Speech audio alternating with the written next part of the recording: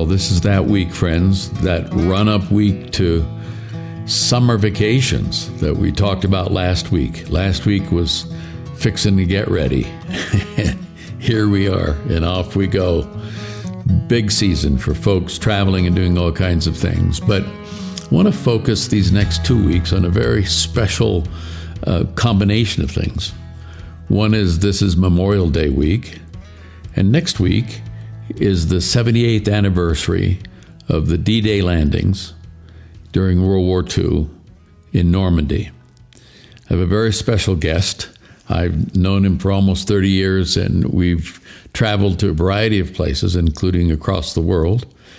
And I'm honored to have him on board with us today, and I'll introduce him to you in just a couple of moments. But Memorial Day, historically, has been that time in which we honor those service members, men and women who have fallen in the line of duty, as the language is used oftentimes at ceremonies in whether it's a national military ceremony or others across the country.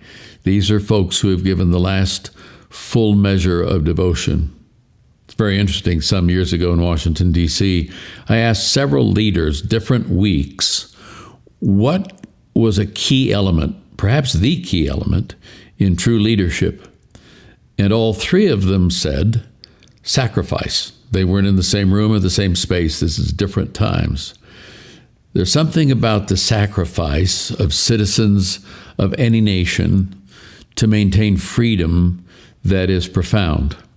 And I've entitled these 2 weeks, Freedom Isn't Free. Whether a person was a citizen soldier, they were drafted or volunteered to go into the army during time of great stress or war, or whether they were professional soldiers, whether they were in the supply chain or planning or logistics or maintenance or clerical stuff or training or actual front line in the trenches folks or in the skies or on the seas. There's a word that comes to mind when I think about them, and the word for me is warrior. A warrior, by definition, is someone who, beyond all obstacles, will persevere in the end. Some years ago, Ruth and I were researching ancestry. It was before you spit in a tube and send it off for Ancestry.com or 23andMe. And we were back at a library. I think it was in Roanoke, Virginia, down on the West Virginia line or close to the West Virginia line. And we were looking at old maps, and I'd been and am a great fan of Louis L'Amour, the Western writer, because the good guy always wins in the end in those books, and they're easy to read, and they're mysteries to be solved. But there's one book entitled The Warrior's Path, which is about characters back in the 1700s. And we were looking at these old maps. Some of them may have even been on sort of parchment or vellum. And I looked, and there was a line that said the warrior's path. And if you go online and check this out, there are numbers of places in the East particularly that were designated back in the 1700s as the warrior's paths. They were game trails followed by Native Americans who were on the hunt, or oftentimes later on the way to battle. There's a famous warrior's path that came out of Philadelphia, across Pennsylvania, down the lower edge of the Alleghenies, into the Shenandoah, down into the Great Smokies, that later became the Great Wagon Road. It was a track on which people, when it was enlarged, brought wagons to go and settle out in the western lands as they came down through there and out the Cumberland Gap and out west. But when I think about this nation in particular, and I'm talking about the United States of America now, when I think about this nation, this land, and I think of all of the hundreds of thousands of men and women who have sacrificed their lives so that I can do this, I can talk to you in cyberspace and say almost anything I want that's not treasonous, I suppose. I think that's a profound thing. Just for fun, I happen to look at, so what is the United States of America these days in terms of land or entities? Well, There are 50 states, we know that. There's a federal district called Washington, D.C., the District of Columbia. There are 5 major unincorporated territories like Puerto Rico and American Samoa. Interestingly enough, very interesting to me, is that there are 326 Native American reservations, those spaces into which those folks were pushed over the years, if you will, comprise about almost 2.5% of the landmass of the United States, more than 50 million acres, but it's not always the best acres, is it? But they have a kind of sovereignty within the United States, and they don't respond to the state leadership, they respond to the Bureau of Indian Affairs in Washington, D.C. And then there's a scattering of outlying islands in the Pacific and the Caribbean that mostly are uninhabited, but they're considered under the governance of the United States of America. But that's the land. The idea of the United States of America is captured in what we call the Constitution.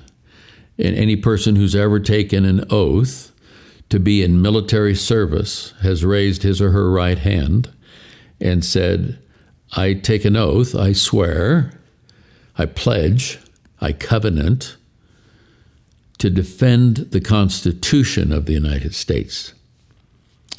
Not an office, not an individual, not an entity like the Senate or the House or even the Department of Defense, but an idea that's captured, or a bunch of ideas that are captured in the Constitution of the United States. So these 2 weeks, we're going to focus on that, grateful for those who have sacrificed that we could be free. And the next piece, next week, I want to focus on the 78th anniversary of what we call D-Day, June 6th, 1944, when this one day in world history that changed world history happened. And along the course of the way, I want you to meet my friend. So let me introduce you to him now. I sat down with him just a couple of weeks back in his home in Virginia. Here we are.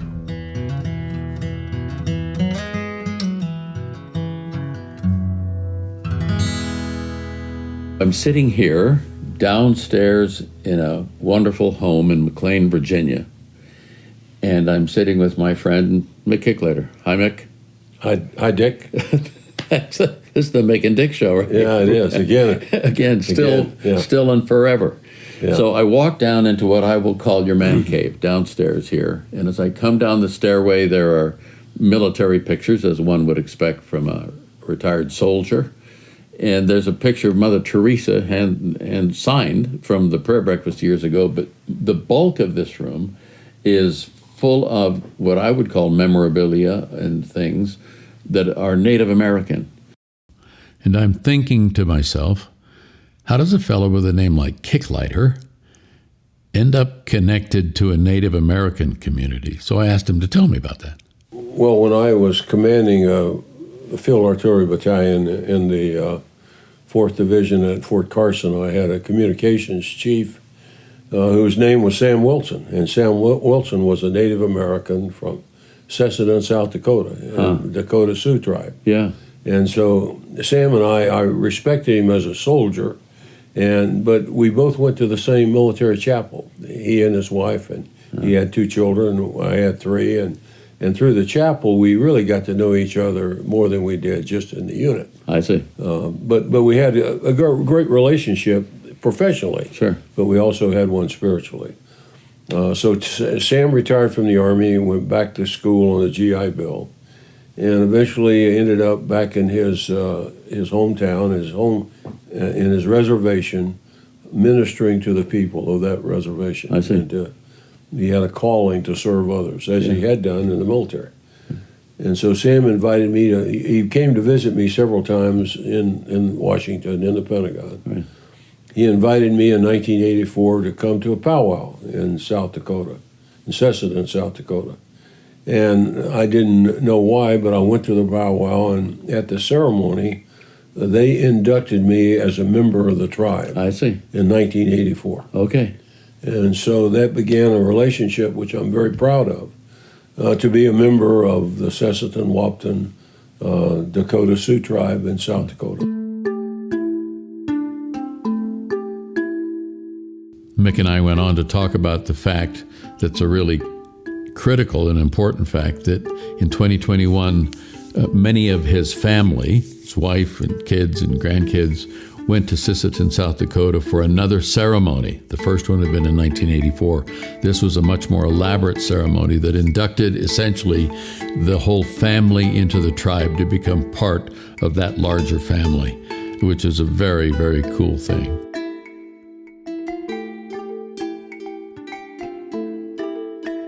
So your Native American name, your Dakota Sioux name is Wamde Tonka, which means? Great Eagle. Well, okay. I didn't know that I was sitting with Great Eagle. Well, I think I did, but that's terrific. The idea of warrior. The idea of warrior is at the heart of any of our serving people who serve in our military, in any capacity, pretty much. That's embedded, I think. But there's no place that it's more obvious than the week now in June where we commemorate D-Day, June 6, 1944. Let me just pause here in real time and give you a better view of the person to whom I'm speaking, because I haven't given you any credentials per se at this juncture. If you were to go online and Google Lieutenant General Claude M. Mick Kicklighter biography, you can read this, but let me just capture a bit of it. My friend Mick Kicklighter was born and brought up in Georgia, went off to Mercer University in the 1950s, graduated ROTC, and went into the regular Army, commissioned as an officer in 1955, served 2 tours in Vietnam, and then began a series of service postings that took him from the 1st Battalion, 21st Field Artillery, 4th Infantry Division at Fort Carson, Colorado, all the way into a variety of roles, including what they called the J4 on the Joint Chiefs of Staff. He went to Europe and led operations and entities there for years, and then became the commanding general in 1984 of the 25th Infantry Division, Schofield Barracks, Hawaii. He served as the director of the Army Staff from 1987 to 89. And his last assignment before retiring from active duty was Commanding General, U.S. Army Western Command, and then Commanding General, U.S. Army Pacific, 1989 to 1991. And his rank at retirement was Lieutenant General. That means he was a 3-star general. Those of you who have served in the military know that that's in a different plane than most of us. There are precious few of folks who serve at that level. And then this line: after retiring from the U.S. Army, Mr. Kicklighter was selected to lead our nation's effort to commemorate the 50th anniversary of World War II from 1991 to 1995. Following that assignment regarding World War II, he became Deputy Undersecretary of the Army for International Affairs from 95 to 98, connecting the U.S. Army with all the friendly armies in the world.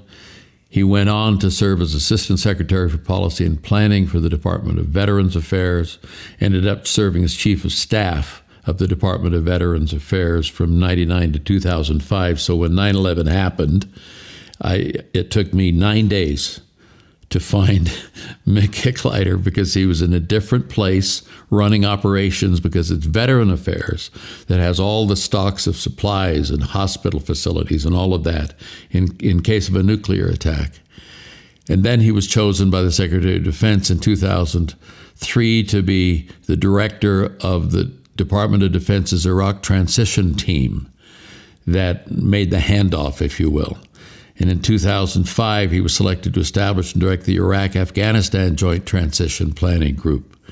And in 2007, He went on to become the Inspector General for the entire Department of Defense. It just goes on and on.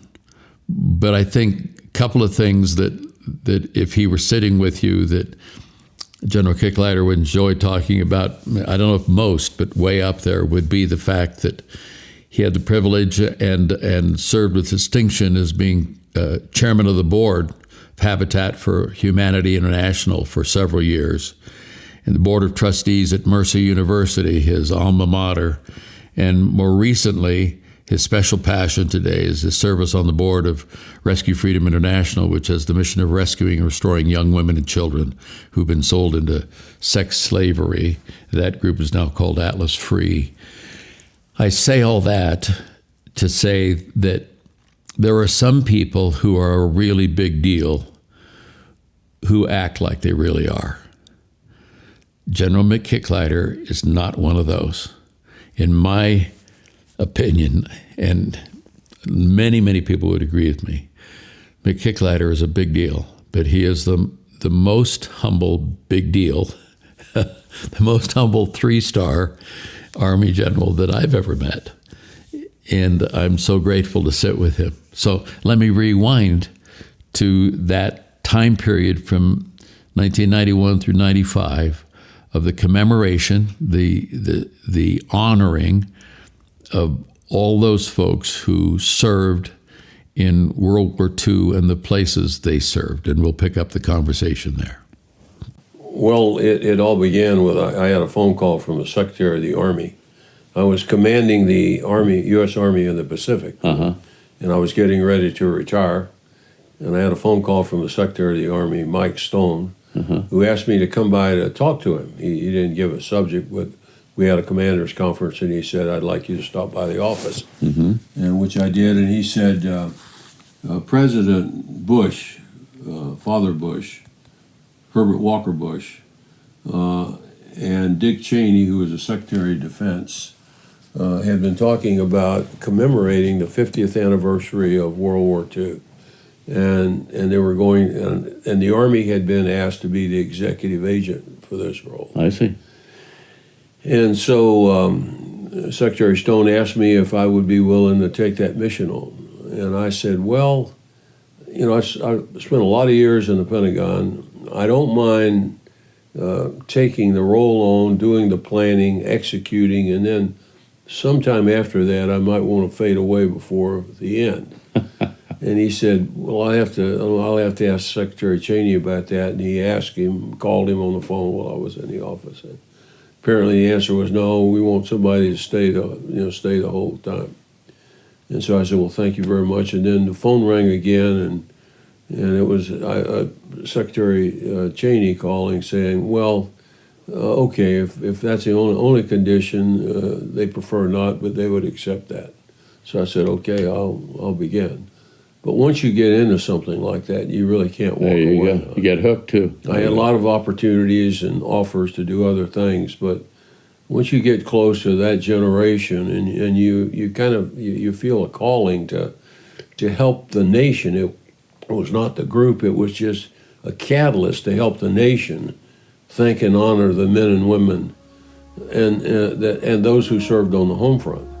That not only, that generation not only saved this nation, but with our allies, they literally saved the world. Right. And so once you get involved in that, and we began to work with other nations that were our allies during the war, and we also worked with the nations who are our adversaries, but at that time were our very strong allies. That's right. So they very much wanted to be involved in that as well. So these years, when you executed this plan and honored those who served and so forth, right, were 1991? The first event was December the 7th, the attack on Pearl Harbor. Right. And that event took place in Hawaii, at Pearl Harbor. 50 years later, 50 years later. A lot of veterans there. Really? And we even had a Japanese delegation there. Really? Yeah. So you were at Pearl, you were at the memorial. That's where it began. Wow. And the final ceremony was the surrender of the war, VJ Day, victory over Japan, at the end of the war. Right. That also took place in Hawaii, Is that right? and both were bookends of great events. So in between, and I want to get to D-Day, but Yeah. in between, what are some of the places you went and things you did?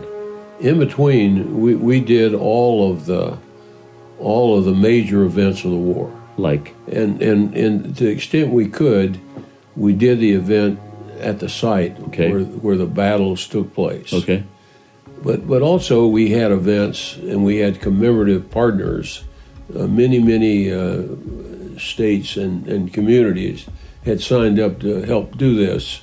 And so when we'd have a major event at some place around the world, there would be events in many hometowns all across America honoring the veterans where they lived. I see. So simultaneously, there would be many events going on, and some of the most memorable events were not the huge events, but those that were taking place in the hometowns where the veterans had left and come back, and many times they had never really been officially thanked by their Wow. hometown. Wow. So it was So those were very meaningful.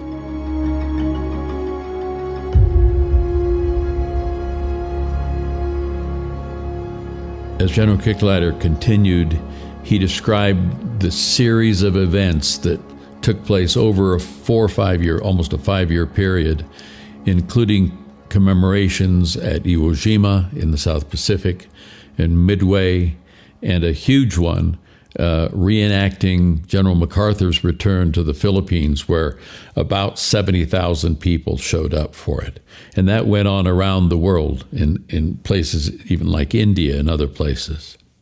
But let me frame now the run-up to D-Day. D-Day had been planned for months, years actually, and troops were pouring into the United Kingdom. It's estimated that over the course of the war, 2 million United States troops were in the United Kingdom, in Great Britain. They were on hundreds of bases around the country. And at the time of D-Day, at least 500,000, I think, were actually in country. When D-Day happened, it happened on the early morning of June 6, 1944, but it started the day before, and General Kicklighter will explain how that worked as he speaks about the commemoration. But just as a point of reference, D-Day was the largest amphibious operation ever launched in world history, the largest naval armada, 505,300 plus ships and landing craft, 175,000 men from numbers of allied nations. The U.S. part of that was almost 60,000 young men. Over 2,000 would die on those beaches, thousands more wounded in those days. And the day before, and he'll speak to this a little bit in the commemoration, there was an airdrop of paratroops from the 82nd Airborne and the 101st Airborne. Somewhere around 13,000 paratroopers dropped in during the night from over 1,200 aircraft. And then others came in gliders during the day. It was this unbelievable thing. And he was part and parcel of planning, executing all of the logistics and the hundreds of people, perhaps thousands of people, that had to be prepared for that D-Day commemoration, which actually, for their purposes, began not on the D-Day beaches, but in another country, in Rome, Italy, which fell on June the 4th, 2 days before D-Day on June the 6th. And they wanted to commemorate that. And so General Kicklighter explained the how and the why of that. One event that kind of got blown over is that Rome was liberated, Rome, Italy, was liberated on the 4th of June. And it had been kind of forgotten. Because D-Day, it was such a big event, but that was if D-Day had not occurred, then the fall of Rome and the beginning of the end of the fall of Italy, which followed after that. So we decided 48 to hours. commemorate the liberation of Rome, the 4th of June, as well. So 48 hours before D-Day, Rome fell. So this is how it began to unfold. We had the first ceremony in Italy at the Nettuno U.S. Military Cemetery. Okay. A lot of events took place around cemeteries. Right. Because all we've ever asked in any country we've ever been in, the only ground we ever wanted was cemetery to bury our war dead. General Kicklighter went on to explain that after they had 2 ceremonies in Rome, one of which was attended by and hosted by President Bill Clinton, the president went on to England, where the general met him for their first actual commemoration connected with D-Day itself, which was at Oxford, where a number of U.S. airmen were buried. Most of the dead there were pilots, Air Force, and many names missing in action, bodies never discovered, were pilots who were shot down. Wow. And so we thought that was in a very appropriate place as we began. We honor the air war that preceded the landings. Now the air war continued, but it proceeded, and we had a lot of casualties in the air battle over Europe. Oh yes. So the first event took place there. So that afternoon, folks went down to the south of England, to Portsmouth, Southampton, places where there were scores and scores and scores of ships, and those were the sites from which D-Day was actually launched in terms of taking the military across. And the Queen was there, and then this happened. And then after that ceremony, 14 heads of state, I believe it was, got aboard the Britannica with Queen Elizabeth, and they sailed out towards Normandy, and they had lunch aboard the Britannica. We had brought a cargo ship, a World War II cargo ship, had come all the way from the west coast of the U.S. and was now located in England and was going to make the crossing, and it was making the crossing. President and Mrs. Clinton got off the Britannica in a small boat and came, and they both got aboard the cargo ship, and they sailed aboard the cargo ship for a period of time. Was that what they historically called Liberty ships? Yeah. Oh, okay. It was a Liberty ship, you know, and had such an impact not only in sustaining our forces, but also sustaining our allies and allowing them to stay in the war. Wow. But we honored, and that was primarily merchant marines. So we honored those that had served in that capacity, and then the president and the first lady got off of that cargo ship, and they got aboard the aircraft carrier George Washington, and so that's where they spent the night, June the 5th. They spent the night aboard the aircraft carrier.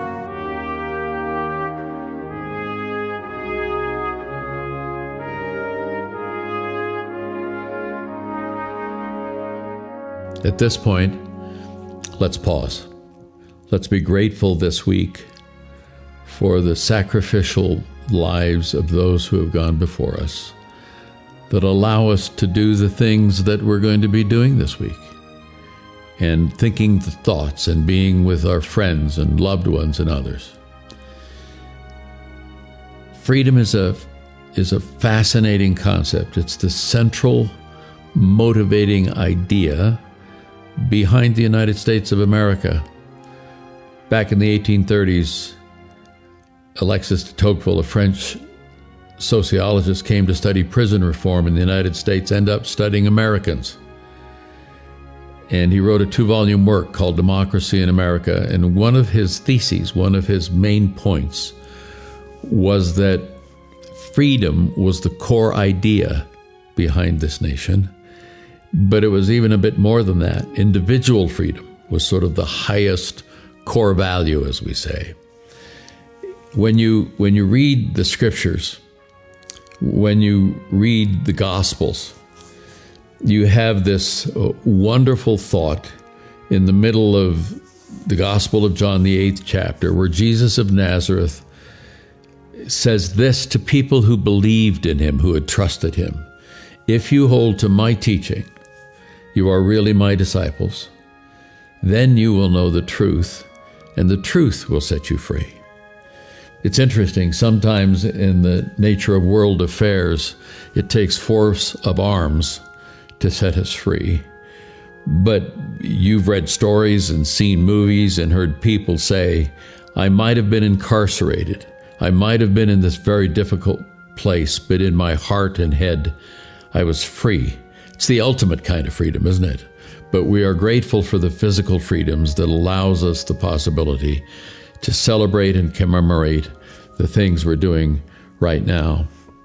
Next week when I come back, we will move on to what happened after that evening on the USS George Washington with President Bill Clinton and his wife Hillary, and with my friend Mick Kicklighter.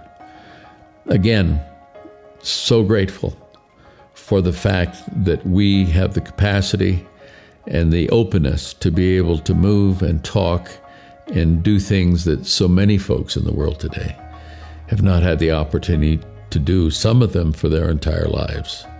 And we pray for them these days as well. With that being said, I will catch you next week for part 2 of this podcast series, Freedom Isn't Free. God bless. Thanks for listening in.